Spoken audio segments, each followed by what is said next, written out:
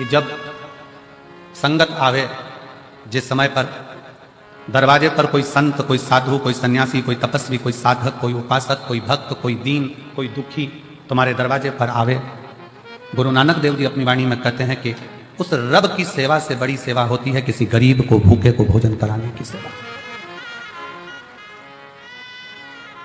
शायद उसी का प्रमाण आज भारत की भूमि के ही नहीं, देश और विदेश के जितने गुरुद्वारे हैं, उन गुरुद्वारे में सबसे बड़ी सेवा होती है लंगर की सेवा। सबसे बड़ी सेवा है लंगर की सेवा।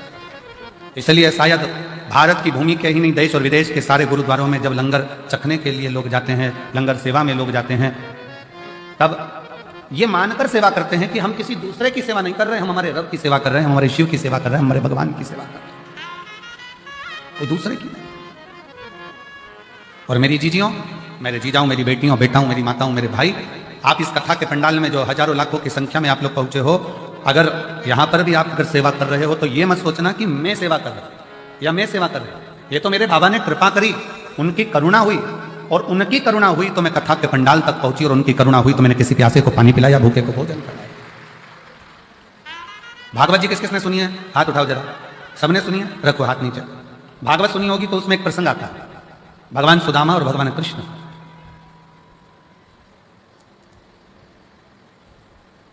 सुदामा जी की धर्म पत्नी सुदामा जी से रोज कहती है कि तुम कृष्ण के दरवाजे जाओ, तुम भगवान कृष्ण के द्वार पहुंचो।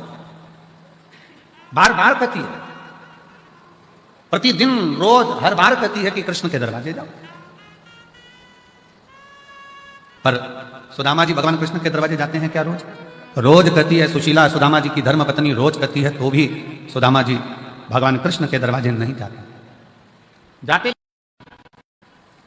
फिर कहा, बहुत दुख का जीवन चल रहा था सुदामा जी का, बहुत तकलीफ की जिंदगी चल रही थी, बार बार कहा गया, पर सुदामा जी भगवान कृष्ण के दरवाजे नहीं जाते। फिर एक दिन सुशीला ने, सुदामा जी की पत्नी ने कहा कि तुम रुको, मैं पड़ोसी के घर से कुछ लेकर आती हूं। पड़ोसी के घर से तंदुल मांग कर लाई, पल्लू में बांध कर सुदामा जी को दिया। सुदामा जी ने वो तंदुल, वो चावल अपनी बाजू में दबाया और दबाकर लेकर चले गए। ध्यान देना, सुदामा जी के पल्लू में पुण्यमय तंदुल आया तो सुदामा द्वारकाधीश के पास पहुंचे। शिव महापुराण की कथा कहती है, जब हमारी जिंदगी में कोई पुण्य हमारे पल्ले में आता है, तब जाकर हम शिव महापुराण की कथा तक पहुंच पाते हैं।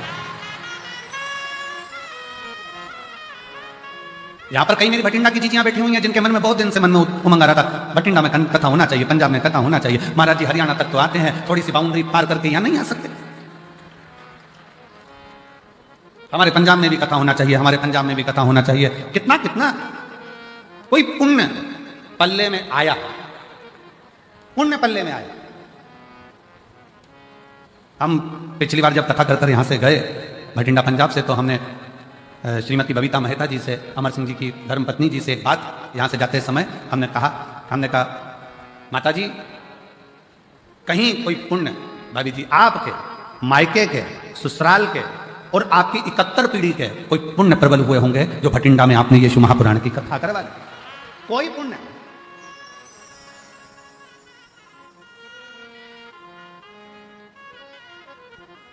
और मैंने तेरे ही भरोसे बाबा, तेरे ही भरोसे हवा विच उड़ती जावांगी बाबा, डोर हटो छड़ी।